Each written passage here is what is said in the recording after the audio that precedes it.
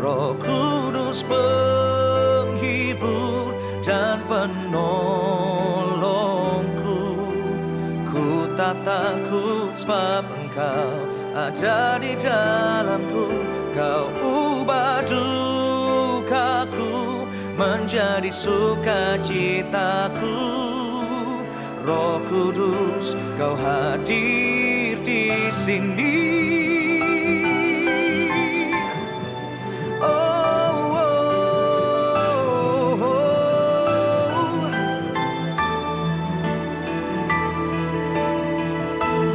Roh Kudus penghibur dan penolongku. Ku tak takut sebab Engkau ada di dalamku. Kau ubah dukaku menjadi sukacitaku. Roh Kudus, Kau hadir di sini. Roh Kudus, Kau hadir di sini.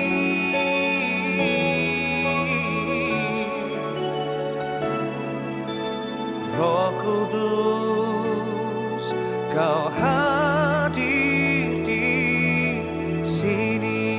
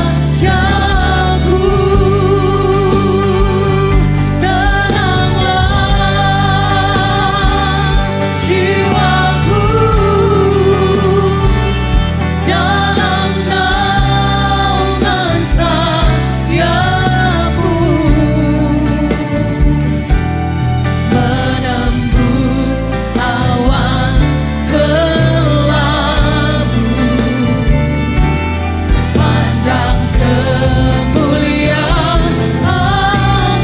Bersama nyatakan kerinduanmu kepada Tuhan. Selalu ku rindu, sebab kami rindu Tuhan. Dekat dalam hati-Mu, mengikuti rencana-Mu. Yesus Tuhan Rajaku. Mari bersama lebih lagi kita mau berkata, tenanglah jiwaku dalam naungan sayap-Mu, menembus awan kelabu. Pandang kemuliaan-Mu, selalu ku rindu, lekat dalam hati-Mu, mengikuti rencana-Mu. Yesus Tuhan Rajaku. Sebab kami mau mengikuti rencana, mengikuti rencana-Mu, mengikuti rencana-Mu Tuhan, mengikuti rencana-Mu. Yesus Tuhan Rajaku.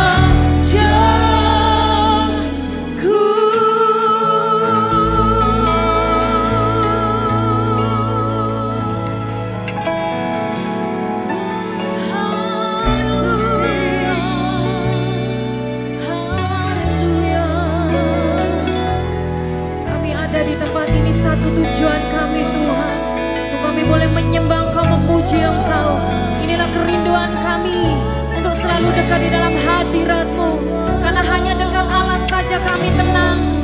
Daripada-Mu lah terletak kekuatan kami ya Bapa. Terima kasih Yesus, terima kasih Tuhan.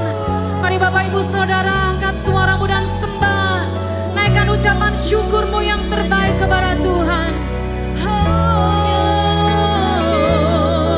Haleluya, haleluya. Terima kasih Tuhan, terima kasih Tuhan. Engkau baik, Engkau baik, sebab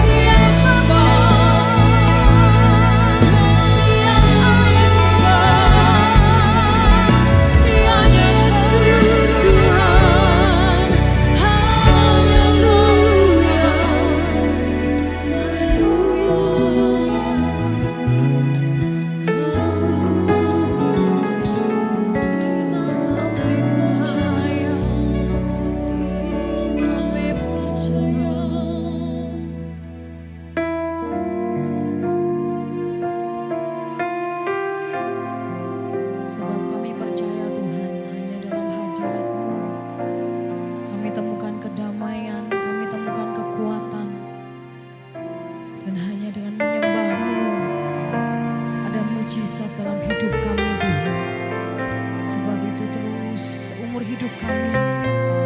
Kami hanya mau berfokus kepadamu. Kami hanya mau menyembah Engkau, Tuhan yang kami percaya. Tuhan tempat kami berharap. Mari perlahan saya undang kita bangkit berdiri. Sama-sama bawa hati kita ke hadapan Tuhan. Bawa iman kita kepada Tuhan. Satu-satunya sumber pengharapan dalam hidup kita. Selama ku menyembahmu, ku percaya bahwa mujizat masih terjadi.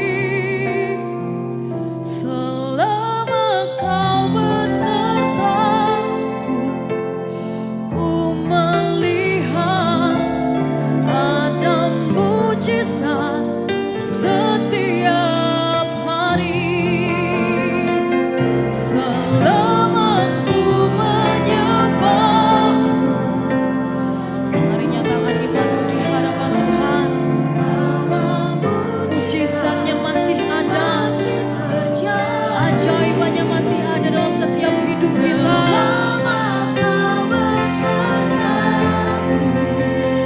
Ku melihat ada mujizat setiap hari. Mari yang percaya angkat tanganmu di hadapan Tuhan.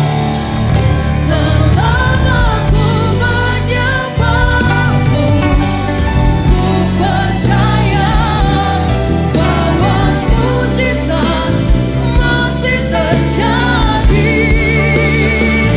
Selama kau besertaku, ku melihat ada mujizat. Sekali lagi dengan iman kita mau nyatakan. Selama ku menyembahmu, kami percaya Tuhan bahwa mujizat masih terjadi. Selama kau besertaku, ku melihat ada mujizat setiap hari. Katakan ada mujizat, ada mujizat setiap hari. Ada mujizat setiap hari. Kasih tepuk tangan sorak-sorai bagi Tuhan. Sebab kami percaya Tuhan, mujizat-Mu masih nyata bagi setiap kami.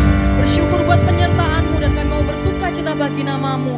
Hanya di dalam nama Tuhan Yesus. Mari yang siap bersuka cita sama-sama katakan amin. Kasih tepuk tangan sorak-sorai bagi Tuhan kita. Haleluya, puji Tuhan. Sebab Dialah Allah sumber kekuatan setiap kita. Mari bersama bersuka cita memuji Tuhan.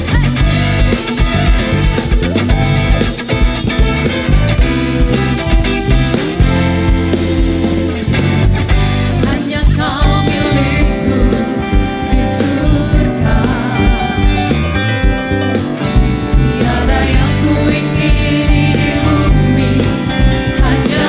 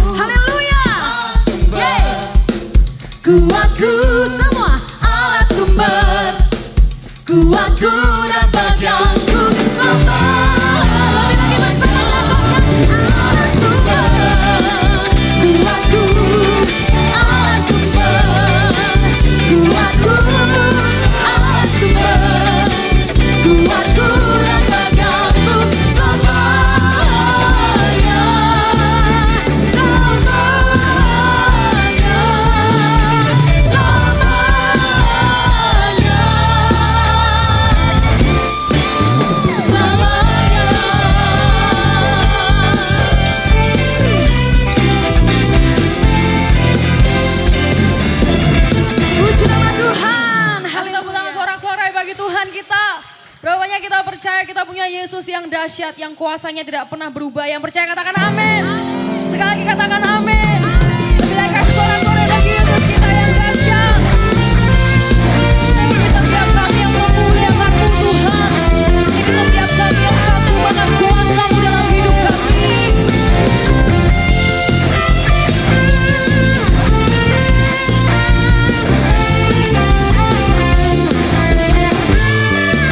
Mari dengan bersukacita kita mau nyatakan, alangkah indahnya hidup di dalam Tuhan yang mencurahkan berkat yang melimpah.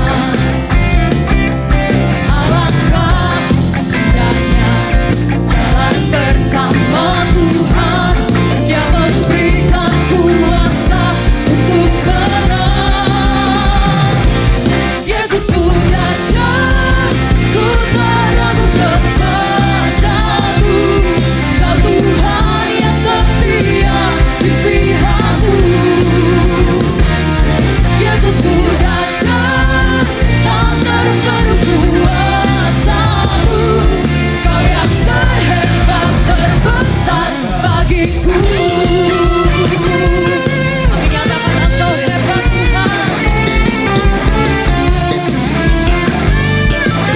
Mari bersama sekali kita mau menyatakan, alangkah indahnya hidup di dalam Tuhan yang mencurahkan berkat yang melimpah. Alangkah indahnya jalan bersama Tuhan. Percaya Dia sanggup membuat kita lebih daripada pemenang. Amin. Angkat tangan kita bagi Tuhan. Yesusku dahsyat, ku tak ragu kepadamu. Kau Tuhan yang setia di pihakku. Yesusku dahsyat, tak terpenuh kuasa-Mu. Kau yang terhebat, terbesar bagiku. Tepuk tangan kita bagi Tuhan yang hebat, bagi Tuhan yang dahsyat, bagi Tuhan yang berkuasa.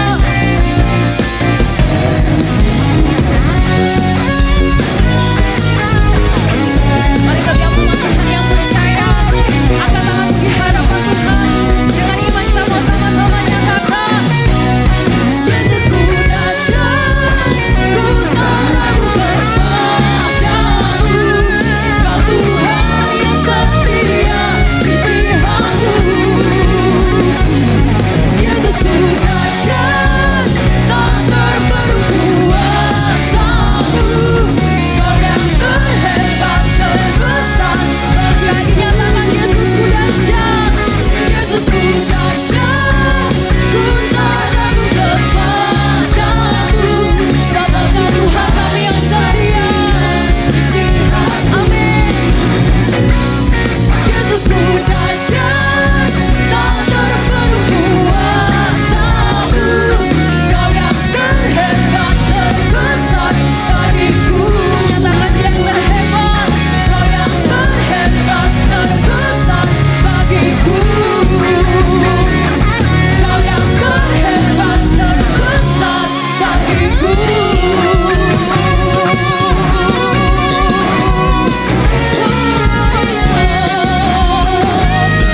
Mari kita sama-sama. Yesusku dahsyat. Ada tepuk tangan sorak-sorai bagi Tuhan. Amin. Selamat duduk kembali Bapak Ibu saudaraku. Sama-sama kita akan siapkan hati kita untuk menerima kebenaran firman Tuhan sore hari ini. Kami bersyukur kami punya Tuhan yang setia. Kami punya Tuhan yang tidak pernah sedetik pun meninggalkan hidup kami.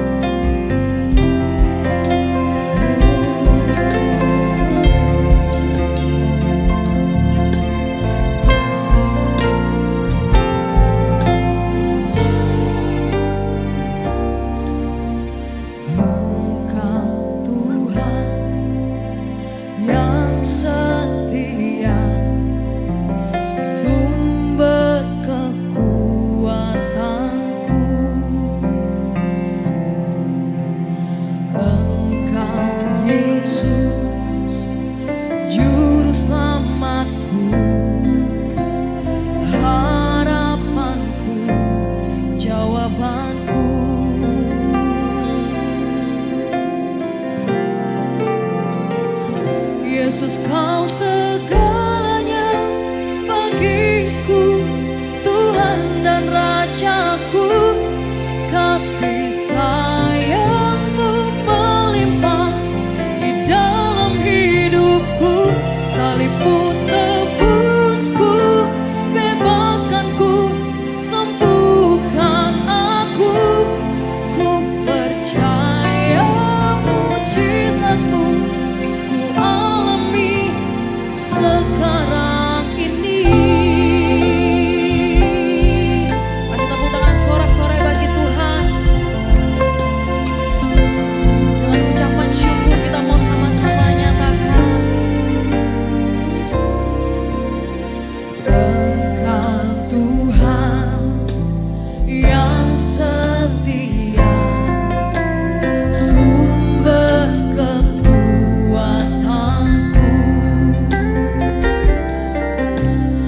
Engkau Yesus, Juru Selamatku, harapanku, jawabanku. Yesus, Kau segalanya bagiku, Tuhan dan Rajaku. Kasih sayang-Mu melimpah di dalam hidupku. Salib-Mu tebusku, bebaskanku, sembuhkan aku. Ku percaya mujizat-Mu ku alami sekarang ini. Yesus, Kau segalanya bagiku, Tuhan dan Rajaku. Kasih sayang-Mu melimpah di dalam hidupku. Salib-Mu tebusku, bebaskanku, sembuhkan aku. Ku percaya mujizat-Mu ku alami sekarang ini. Mari sekali saya dan kita bangkit berdiri, angkat tanganmu dengan iman, nyatakan, Yesus, Kau segalanya bagiku, Tuhan dan Rajaku. Sebab kami percaya kasih sayang-Mu nyata bagi setiap kami di dalam hidupku.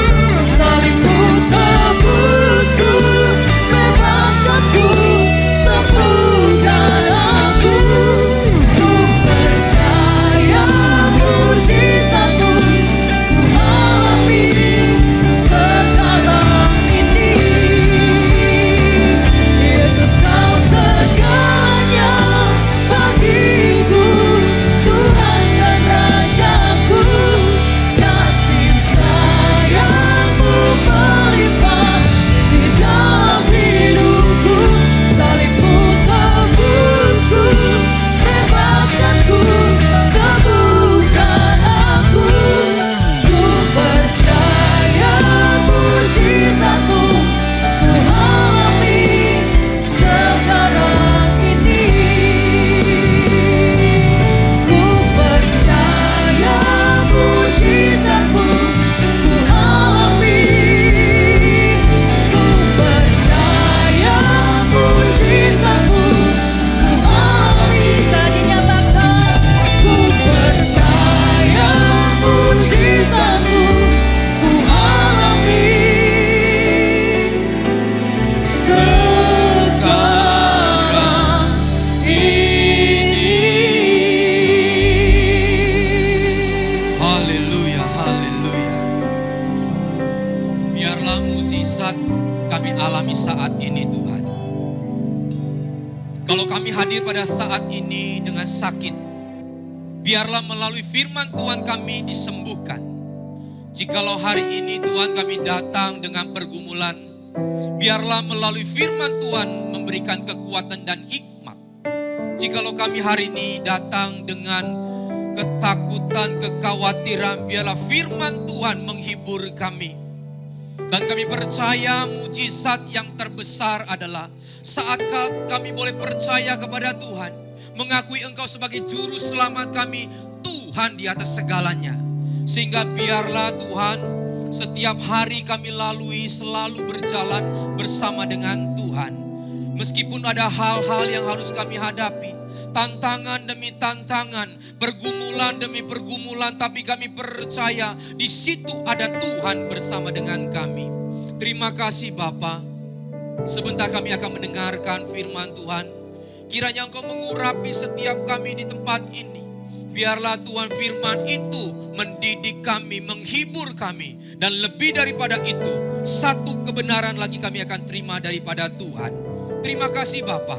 Di dalam nama Tuhan Yesus, kami sudah berdoa dan mengucap syukur. Haleluya. Amin. Amin. Silakan duduk Bapak Ibu. Shalom. Puji Tuhan, hari ini kita akan membahas atau merenungkan firman Tuhan dengan tema yaitu dipimpin oleh Roh Kudus. Dipimpin Roh Kudus. Kenapa saudara? Karena seringkali kita tidak mau dipimpin oleh Roh Kudus, bahkan seringkali kita memimpin Roh Kudus. Maksudnya apa? Kita seringkali saudara di dalam doa kita yang mengatur Tuhan, kita yang minta ini dan itu, tanpa kita bertanya kepada Tuhan, apakah ini sesuai dengan apa yang Tuhan inginkan? Saudara, apa yang kita inginkan, itu cenderung kebanyakan, itu selalu salah. Karena kita tidak tahu masa depan kita. Kita hanya bisa berpikir sejauh kita berpikir. Tetapi firman Tuhan mengatakan, kalau Tuhan itu tidak pernah merancang sesuatu yang jahat di dalam kehidupan kita. Tuhan tidak pernah merancang sesuatu yang celaka di dalam hidup kita. Rancangannya adalah selalu damai sejahtera, mendatangkan kebaikan dan pengharapan kepada kita. Sehingga saudara, saya mau katakan bahwa hidup kita seharusnya dipimpin oleh Roh Kudus. Bahkan saudara, kalau Tuhan, Dia mengajar, Dia menghajar, Dia menghukum kita, itu tujuannya bukan jahat. Tujuan dari hukuman atau ajaran dari Tuhan saudara, diajar gitu ya. Itu bukan untuk menghancurkan kita, itu hanya satu alat. Tapi tujuannya adalah memperbaiki kita. Kalau satu ketika saudara, waktu kita menjalani hidup ini, lalu ada satu hukuman. Hukuman itu bukan dari Tuhan, hukuman itu adalah akibat. Apa yang kita tabur maka kita tuai. Tapi kalau sampai Tuhan izinkan, tujuannya bukan soal hukuman itu, tetapi untuk memperbaiki kita. Apa yang salah, apa yang tidak benar di dalam kehidupan kita. Beda dengan dunia saudara. Dunia kalau menghukum kita, tujuannya ya hukuman itu. Mau menghancurkan kita, mau menjatuhkan kita, mau membuat kita saudara akhirnya hancur. Tapi Tuhan tidak pernah saudara. Kalau Dia mengizinkan hukuman itu terjadi, tujuannya menghancurkan kita tidak pernah. Tetapi untuk memperbaiki kita. Nah saudara, hari ini kita juga akan melihat kitab Yehezkiel. Yang isinya adalah pembuangan di mana bangsa Israel dibuang di Babel saudara. Di situ Tuhan terkesan menghukum. Tetapi sesungguhnya untuk memperbaiki hidup mereka. Lah kenapa Pak dibuang di Babel? Itu karena tabur tuai.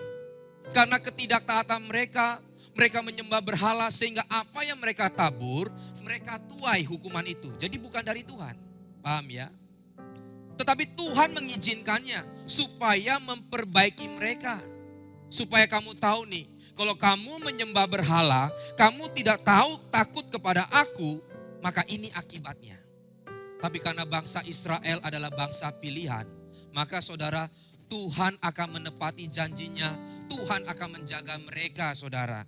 Meskipun di tengah-tengah pembuangan pun, di situ Tuhan mengutus nabi-nabinya, Yehezkiel dan yang lain sebagainya. Hari ini kita akan melihat Yehezkiel 36 ayatnya yang ke-22 sampai dengan ke-23. Aku akan menguduskan namaku yang besar yang sudah dinajiskan, kata dinajiskan saudara garis bawahi, di tengah bangsa-bangsa, dan yang kamu najiskan di tengah-tengah mereka. Dan bangsa-bangsa akan mengetahui bahwa akulah Tuhan Demikian firman Tuhan Allah. Manakala aku menunjukkan kekudusanku kepadamu di hadapan bangsa-bangsa. Kita harusnya lihat yang ke-22 dulu. Yeskiel 36 ayat yang ke-22.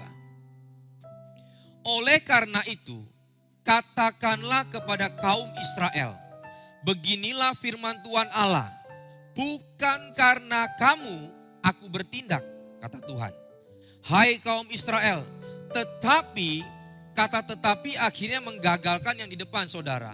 Karena namaku yang kudus yang kamu najiskan di tengah bangsa-bangsa di mana kamu datang. Ada 3 kali kata dinajiskan. Apa maksudnya saudara? Dinajiskan itu seperti diejek, dicemooh saudara. Kenapa? Karena pada zaman itu saudara, kalau satu bangsa berperang melawan satu bangsa, atau satu kelompok berperang melawan satu kelompok. Kalau mereka kalah, yang kalah itu bukan mereka. Yang kalah itu adalah dewanya, Tuhannya.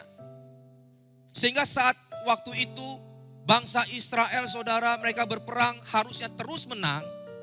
Tetapi sekarang mereka berkali-kali kalah. Sehingga saudara nama Tuhan Allah Israel dicemooh.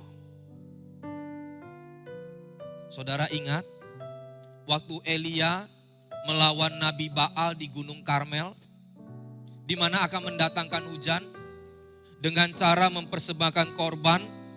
Lalu Elia memberi kesempatan dulu kepada nabi-nabi Baal pada saat itu. Turunkan api, bakar, maka hujan akan turun. Diberi kesempatan saudara. Lalu para nabi Baal itu berteriak, berseru, berdoa. Tidak ada sedikit api pun yang turun, apalagi mendatangkan hujan. Tetapi waktu giliran Elia, dia minta kepada orang-orang itu. Bukan hanya saudara taruh persembahan di atas mezbah, dia katakan siram korban itu dengan air. Lagi mau datangkan air hujan, lagi susah air saudara, tapi Elia katakan siram air. Taruh sekeliling dengan air semua. Maka api saudara yang dari sorga, air pun akan terbakar. Sehingga waktu Elia berdoa berseru kepada Tuhan, maka saudara api itu turun, membakar semua korban di mezbah. Lalu air hujan pun turun. Dan yang dibanggakan siapa? Yang dibanggakan adalah Allah Israel. Memang pada saat itu kalau satu bangsa kalah, maka yang menjadi cemooh saudara itu adalah Tuhannya atau Allahnya. Sehingga saudara yang terjadi pada bangsa Israel pada saat itu waktu mereka dibuang, mereka mengatakan Allahmu tidak hidup, Allahmu tidak penuh dengan kuasa. Mereka mencemooh saudara. Dan itu saudara terbawa sampai sekarang. Orang mau menunjukkan Tuhannya hidup harus dengan fenomena-fenomena seperti itu. Kalau Tuhan hidup, sembuhkan saya. Kalau Tuhan hidup, mukjizat itu harus terjadi. Itu terbawa sampai sekarang.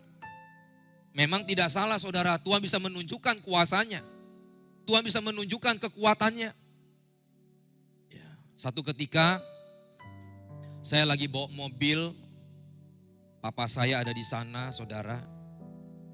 Kami melewati sebuah rumah, lalu di rumah itu sedang mendatangkan seperti apa ya? Orang-orang pintar seperti itulah, orang-orang yang punya ilmu begitu saudara. Dia susun pedang, lalu ada tombak, ada beling di sana saudara, ada pisau, macam-macam. Lalu mereka memperagakan jalan di atas pisau. Yang satu lagi saudara tusuk dengan senjata tajam ke sini. Lalu menggunakan pisau saudara menunjukkan bahwa dia kebal. Jalan di atas beling dan semuanya. Lalu papa saya ngomong begini, kamu lihat Tuhan atau dewanya luar biasa ya. Selalu saudara dikatakan kalau sesuatu yang hebat itu dewanya ya, itu Tuhannya. Tapi saudara saya mau katakan, Tuhan itu tidak menunjukkan saudara kekuatannya dengan cara seperti itu.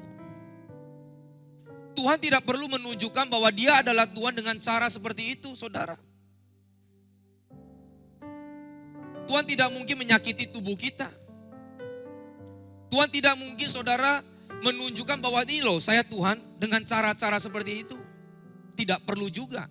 Makanya saudara, saya mau katakan tadi di ayat yang ke-22-nya. Bukan karena kamu aku bertindak. Tetapi saudara, karena namaku. Tuhan membela namanya. Bukan karena Israel, bukan karena kehebatan kita. Karena kekuatan kita, bukan saudara. Kalau hari ini saudara dan saya, kalau Tuhan nolong kita, itu semata-mata karena kebaikan Tuhan. Tuhan membela namanya. Bukan karena kita hebat. Makanya saudara, kebaikan apapun yang kita lakukan, itu tidak akan pernah menambah kekudusannya Tuhan. Apapun yang kita lakukan, tidak akan pernah menambah sedikit pun kekudusannya Tuhan. Saudara mau hidup benar, mau bagaimanapun, tidak akan pernah merubah kekudusan Tuhan. Dan juga, kejahatan kita tidak akan pernah mengurangi kekudusan dan kebenarannya Tuhan. Makanya saat bangsa Israel kalah, bangsa Israel saudara menyembah berhala, kelakuan mereka yang tidak taat, itu tidak akan pernah melebihkan atau mengurangkan kebenarannya Tuhan. Makanya dia katakan, Allah katakan, bukan karena kamu aku bertindak, tapi karena namaku dan janjiku kepada bangsa Israel. Yang memang dikatakan akan menjadi bangsa yang besar. Tuhan memilih mereka. Hari ini maknanya apa? Kita sebagai Israel rohani yang telah dipilih Tuhan, jangan pernah berpikir Tuhan yang butuh saya. Tidak. Tapi kitalah yang butuh Tuhan. Katakan amin. Nah, oleh karena itu saudara, kita tidak lagi menunjukkan hal seperti itu. Artinya kalau Tuhan itu hebat, harus lakukan ini, harus lakukan itu, tidak perlu.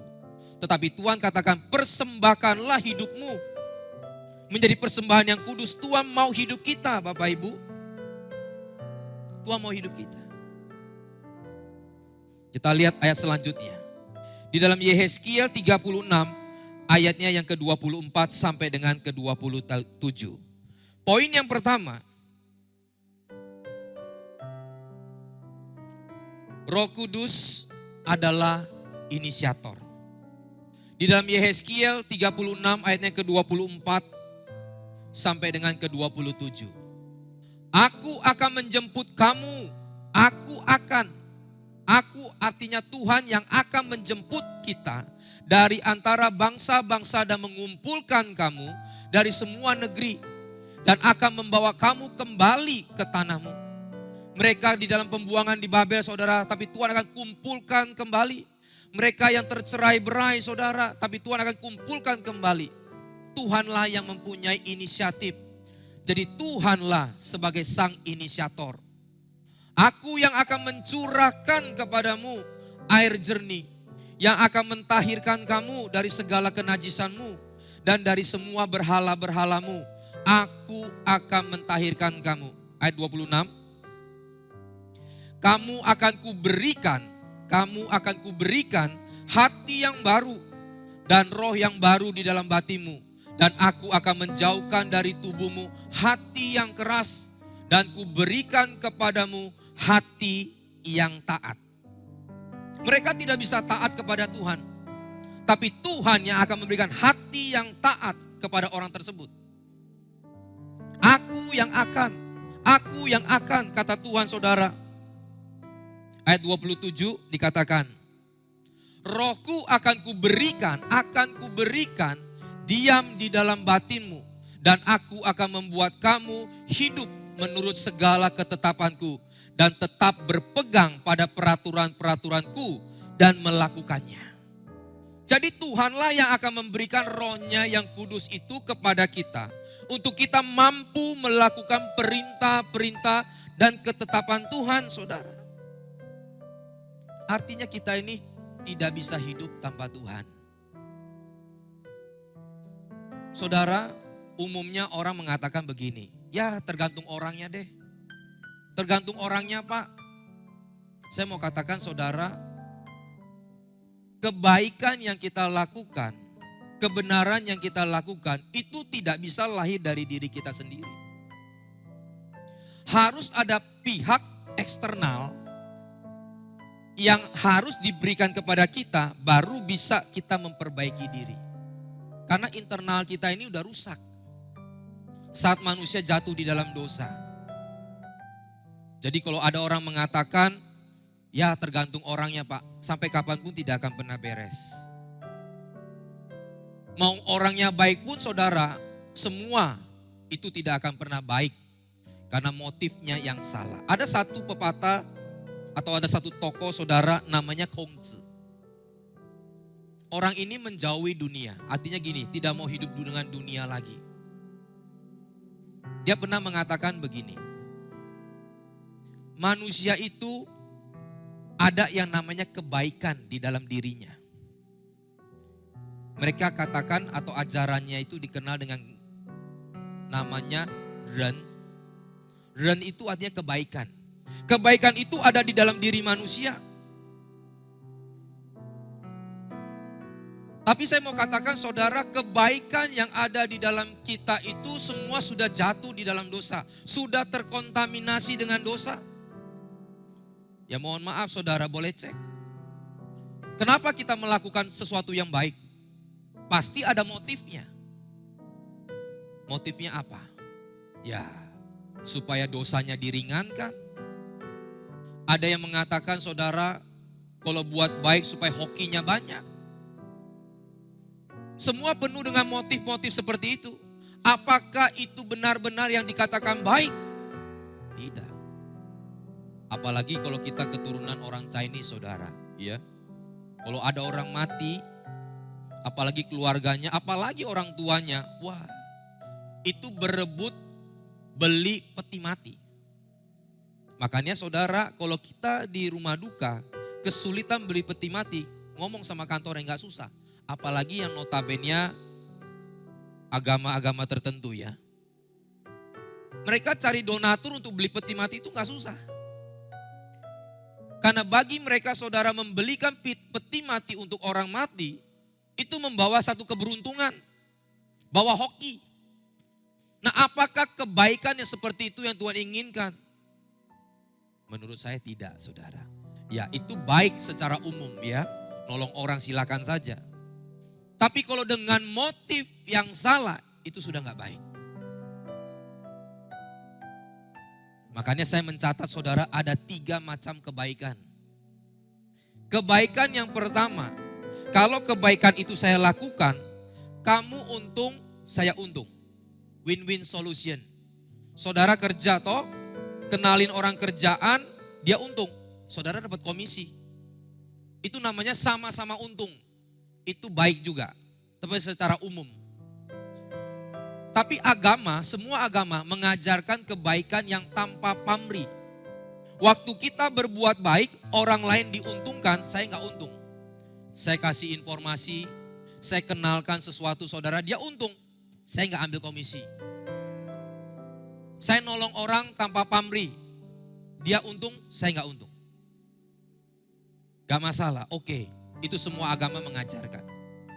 Tapi ada satu kebaikan lagi yang Tuhan ajarkan saudara. Inilah yang sejati. Ajaran Yesus. Tuhan katakan jikalau orang berbuat jahat kepadamu dan menganiaya kamu, berdoalah bagi mereka. Berkatilah mereka. Artinya berbuat baik kepada musuh kita. Musuh kita diuntungkan, kita tidak diuntungkan. Itulah kebaikan sejati yang diajarkan oleh Yesus di dalam kehidupan kita. Nah inilah saudara bahwa kalau kita ingin menjadi baik, menjadi benar, itu tidak bisa lahir dari internal kita. Itu harus ada pihak eksternal, yaitu Roh Kudus yang diberikan di dalam kehidupan kita. Dan untuk menjadi baik Bapak Ibu, tidak bisa dengan kekuatan kita, tidak bisa. Makanya tadi dikatakan, aku yang akan mengumpulkan kamu, mempersatukan kamu. Aku yang akan menguduskan kamu. Aku akan memberikan rohku diam di dalam kamu. Selalu Tuhan yang menjadi inisiator, saudara. Tidak bisa kalau kita melakukannya dengan kekuatan kita. Ada satu kisah. Ini terjadi saudara di luar negeri. Seorang anak hamba Tuhan, satu hari ditemukan dia gantung diri di rumahnya. Sebelum dia menggantung diri saudara, dia menulis di dalam sepucuk surat, ditujukan kepada Tuhan dan kepada orang tuanya, dan kepada gerejanya. Dan surat itu dibacakan saat pemakaman. Apa yang dia tulis? Kira-kira seperti ini. Kepada Tuhan orang tuaku dan gerejaku. Aku sudah hidup sekian puluh tahun. Aku melayani. Aku menjadi orang Kristen. Tetapi selalu saja aku jatuh di dalam dosa. Aku tidak pernah bisa hidup kudus. Mau berbuat baik lalu jatuh lagi, mau berbuat benar lalu jatuh lagi. Aku sudah berusaha dengan kekuatanku. Aku tetap tidak bisa menjadi orang yang benar. Aku tidak bisa menjadi orang yang baik. Aku malu di hadapan Tuhan. Aku malu di hadapan gereja. Aku malu di hadapan orang tua karena aku tidak bisa menjadi anak yang benar di hadapan Tuhan. Daripada aku bikin malu nama Tuhan dan aku bikin malu nama gereja dan orang tuaku yang adalah hamba Tuhan, maka lebih baik aku mengakhiri hidupku di dunia ini. Sehingga dia putuskan waktu itu dia bunuh diri, Bapak Ibu. Kenapa ini terjadi? Kelihatannya bagus toh. Kelihatannya baik. Mau hidup benar, hidup baik, hidup kudus. Hidup yang berkenan. Tetapi dia mengandalkan kekuatannya sendiri. Dia tidak tahu ada pihak eksternal yang harus diberikan di dalam hidupnya. Yang membantu dia, saudara, untuk hidup berkenan di hadapan Tuhan. Dan saya mau katakan di dunia ini siapa yang tidak pernah jatuh? Siapa yang tidak pernah berbuat dosa? Tidak. Semua orang pernah berbuat dosa, berbuat salah. Tapi bedanya orang yang di dalam Tuhan, kalau dia jatuh 7 kali, dia bangkit 7 kali. Orang benar saudara kalau dia berbuat salah, dia datang kepada Tuhan. Didampingi oleh Roh Kudus yang dikatakan advokat, pengacara. Dia datang bersama dengan Roh Kudus datang di hadapan Tuhan. Untuk apa? Mendampingi dia supaya dilayakkan datang di hadapan Tuhan. Sehingga tidak ada kalimat yang mengatakan aku gak layak, aku gak benar. Didampingi saudara.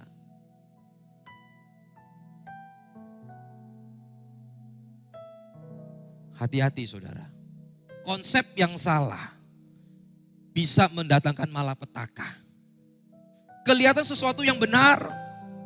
Tapi kalau dengan cara, dengan rumus yang salah, bukan konsep daripada Tuhan, itu akan salah. Dan ini akan berkembang kalau konsepnya salah. Maka saudara tidak sedikit orang mengatakan, Pak, tunggu saya benar dulu, baru saya berdoa. Tunggu saya benar dulu, saya baru melayani. Tunggu saya hidup kudus dulu, baru saya ke gereja. Tunggu saya layak dulu, baru saya mau datang kepada Tuhan. Saudara, kalau kita gak pernah berdoa, kita gak pernah ke gereja, kita gak pernah baca firman, kita tidak pernah menerima Yesus sebagai juru selamat di dalam kehidupan kita, sehingga dia menjadi jalan buat kita, maka kita gak akan pernah hidup benar. Kita lihat dulu lagi firman Tuhan di dalam Roma 8 ayatnya yang ke-29. Roma 8 ayatnya yang ke-29. Sebab semua orang yang dipilihnya dari semula, mereka juga ditentukannya dari semula untuk menjadi serupa dengan gambar anaknya. Supaya ia, yaitu Yesus, anaknya itu menjadi yang sulung di antara banyak saudara. Kita yang ditentukannya dari semula untuk menjadi serupa dengan gambar anaknya. Bisa terjemahan Inggris? Saudara, untuk menjadi serupa dan segambar Tuhan, itu bukan dengan kekuatan kita. Kalau boleh dimunculkan Inggrisnya Roma 8:29 tadi. Saudara lihat, kata he also predestined to be. Bukan to do. Bedanya apa? Kalau to be itu saudara menjadi serupa dengan Kristus, itu ada yang mendampingi. Ada yang mengawal. Ada yang mendorong. Ada dua pihak saudara, internal dan eksternal, yang membawa kita akhirnya menjadi serupa dengan gambarnya. Kita bisa menjadi baik, kita bisa menjadi benar, kita bisa menjadi kudus. Itu karena ada dorongan dari luar yaitu Roh Kudus kepada kita. Tapi kalau ditulis dengan kata tudu, maka saudara itu hanya kita yang melakukan. Nah hari ini saudara dan saya menjadi orang Kristen, itulah privilege-nya kita. Sehingga kita dilayakan. Meskipun kita jatuh saudara, kita didampingi. Meskipun kita buat salah, kita didampingi. Supaya kita layak di hadapan Tuhan. Yang kedua, di dalam Yehezkiel 37 ayatnya yang pertama sampai dengan ke-6.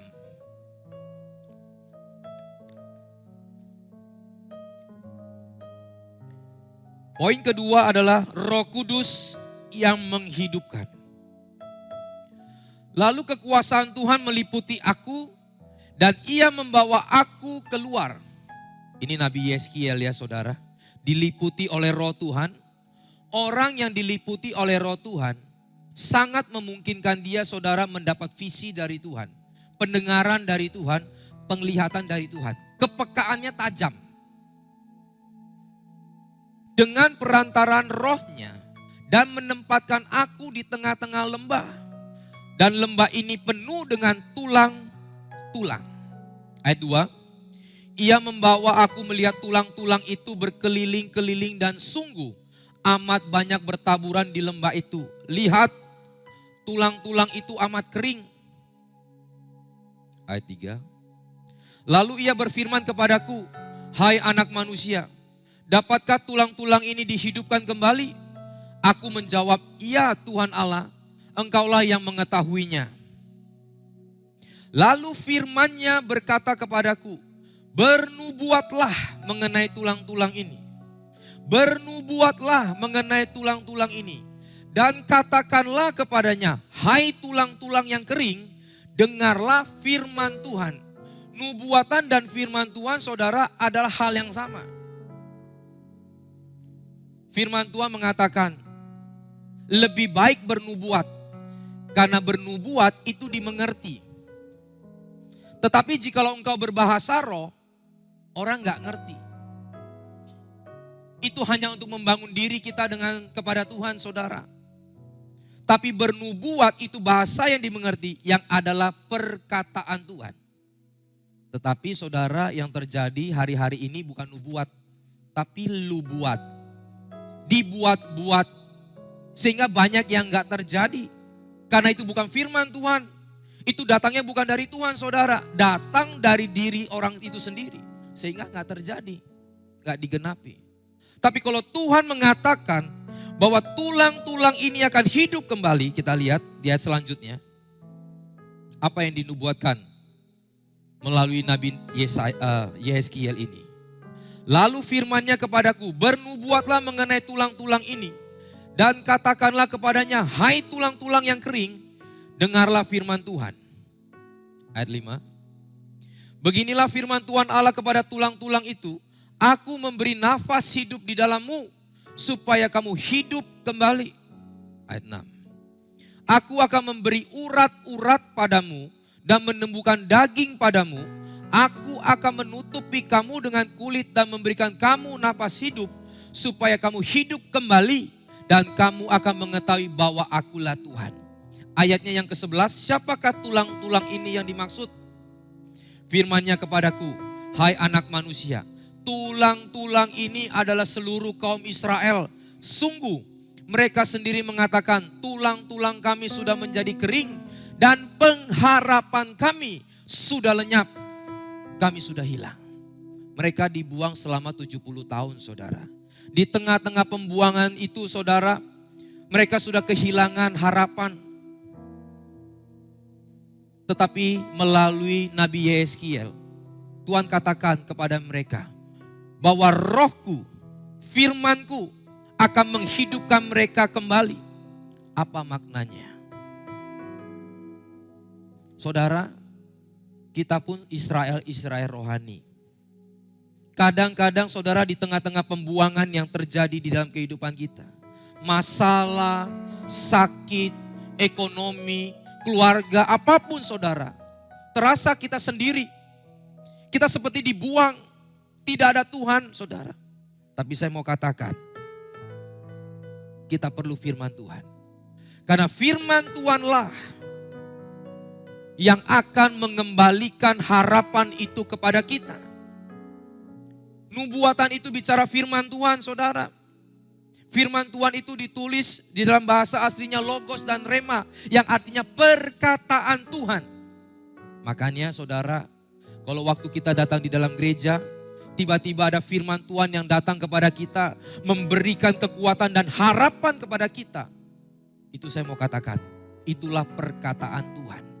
Janji Tuhan yang akan Tuhan taruh di dalam kehidupan kita dan itu pasti akan terjadi. Katakan amin. Itu pasti saudara. Kenapa saya katakan ini? Ada 2 kejadian, satu di dalam kejadian saya, satu lagi di salah satu hamba Tuhan di tempat ini. Saya ingat benar waktu anak saya yang kedua belum lahir waktu itu, baru anak yang pertama.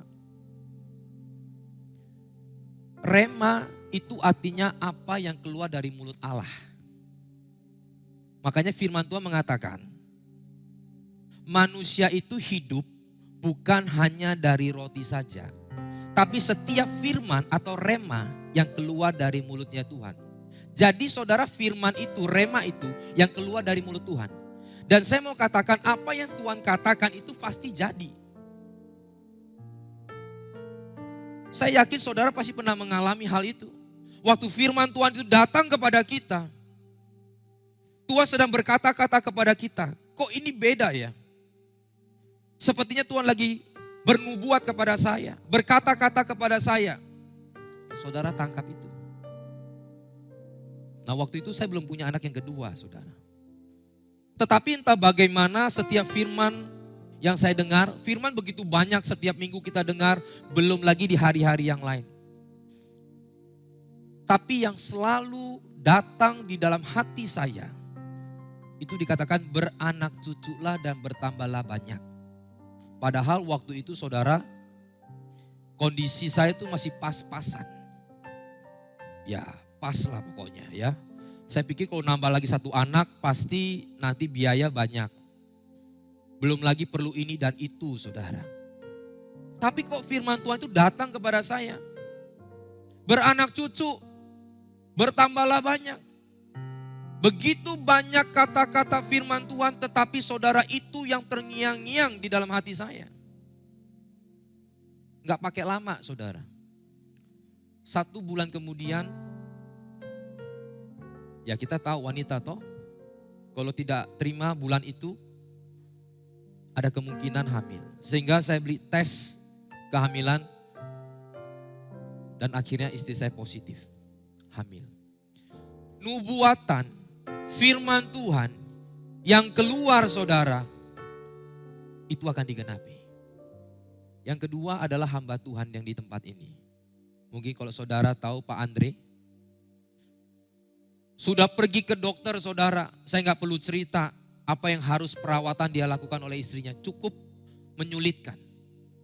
Harus ini, terapi ini, harus suntik semuanya saudara, dia cerita. Dia kasihan sekali dengan istrinya. Tapi waktu pembukaan di Landmark, itu saya ada di sana, ada Pak Roy juga. Dan hamba Tuhan, Pastor Roy saudara, dia mendapat sesuatu dari Tuhan. Waktu Pak Andre turun, dia datang. Itu ada saya juga. Pak Andre, ini Tuhan bicara. Tuhan akan kasih kamu anak. Beliau ngomong tiba-tiba Tuhan liputi dia, yang tadi saya katakan. Kalau orang lagi dikuasai oleh Roh Allah, itu memungkinkan dia saudara menerima pendengaran, penglihatan daripada Tuhan. Sehingga dia mengatakan kepada Andre, Tuhan bilang Tuhan akan kasih kamu anak. Setelah itu benar saudara. Istrinya begitu dites positif. Dan anaknya dihitung persis. Lahirnya itu 9 bulan daripada Landmark awal buka. Itulah yang saya mau katakan, kalau firman Tuhan, nubuatan itu datang kepada kita, maka memberikan harapan, kekuatan kepada kita. Ayatnya yang ke-14, Yehezkiel 37 ayat yang ke-14. Aku akan memberikan rohku. Aku akan, lagi-lagi Tuhan katakan, aku akan memberikan rohku ke dalammu. Sehingga kamu hidup kembali dan aku akan membiarkan kamu tinggal di tanahmu. Dan kamu akan mengetahui bahwa akulah Tuhan yang mengatakannya dan membuatnya. Demikianlah firman Tuhan. Roh Tuhan saudara, Roh Kudus yang menghidupkan.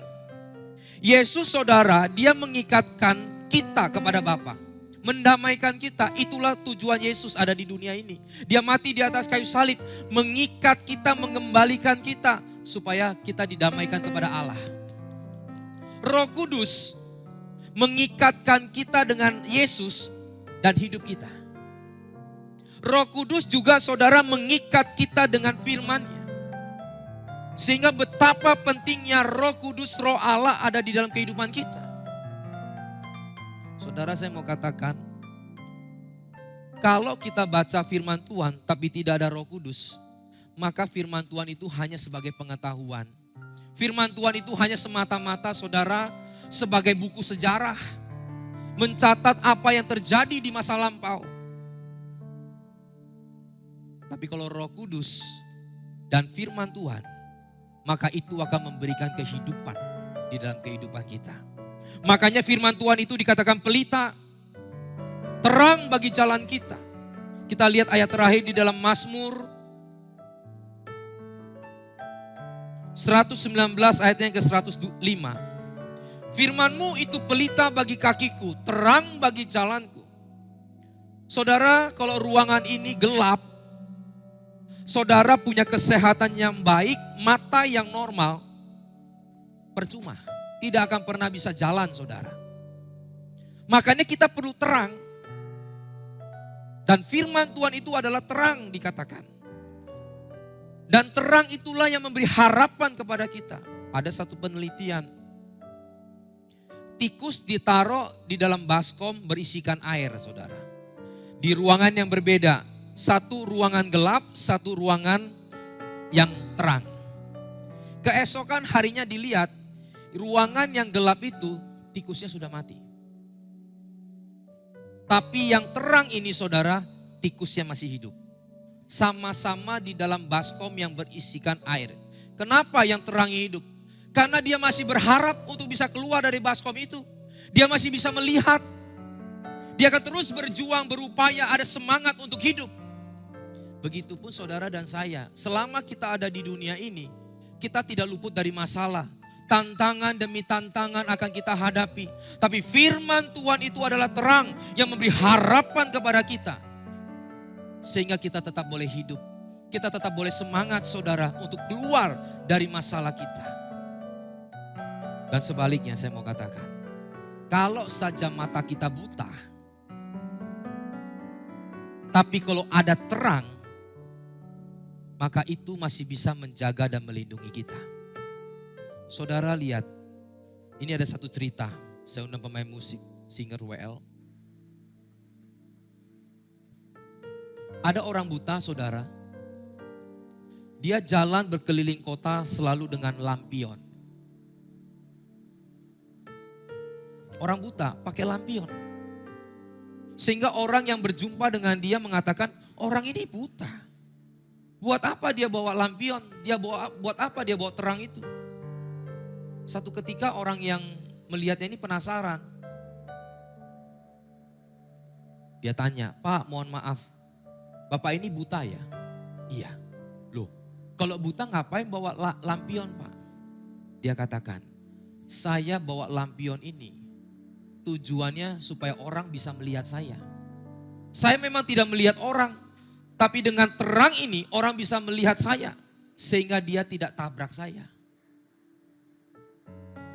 Dan terang ini bisa membawa penerangan kepada orang lain. Bisa berguna, bermanfaat untuk orang lain. Apalagi hari ini saudara dan saya bukan orang buta. Terang itu akan selalu memberikan harapan. Akan selalu memberikan semangat di dalam kehidupan kita. Teruslah bergantung kepada Tuhan. Dan Roh Kudus yang ada di dalam kita, yang akan selalu memampukan kita. Kita naikkan satu pujian. Roh Kudus penghibur. Roh Kudus menghibur dan menolongku. Ku tak takut sebab Engkau ada di dalamku. Kau ubah dukaku menjadi sukacitaku. Roh Kudus, Kau hadir di sini. Saya undang jemaat untuk bangkit berdiri. Roh Kudus penghibur dan penolongku. Ku tak takut sebab Engkau ada di dalamku.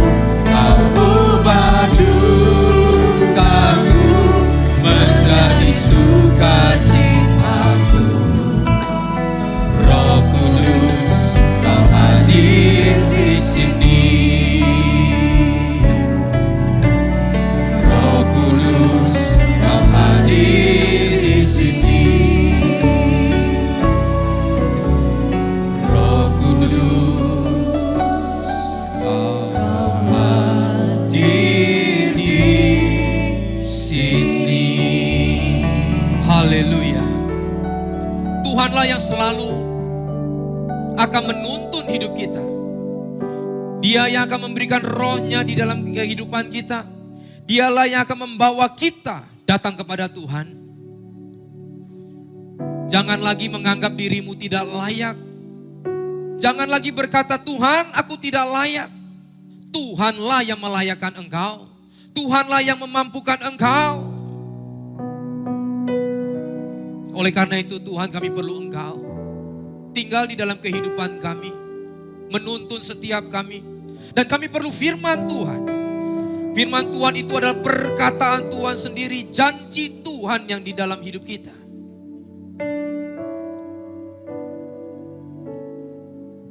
Kami juga mau berdoa untuk gereja-gereja yang ada di seluruh dunia. Bagi para hamba Tuhan sampai kepada semua jemaatnya. Kiranya Tuhan memberkati mereka semua, supaya mereka menjadi berkat dan berdampak. Sehingga gereja di seluruh dunia dipenuhi oleh jemaat yang mencari Tuhan dengan tulus dan takut akan Tuhan. Buat semua hamba Tuhan dan gereja bersatu, rukun dan tidak terpecah-pecah. Supaya dunia percaya bahwa Yesus adalah Tuhan bagi kemuliaan Allah Bapa.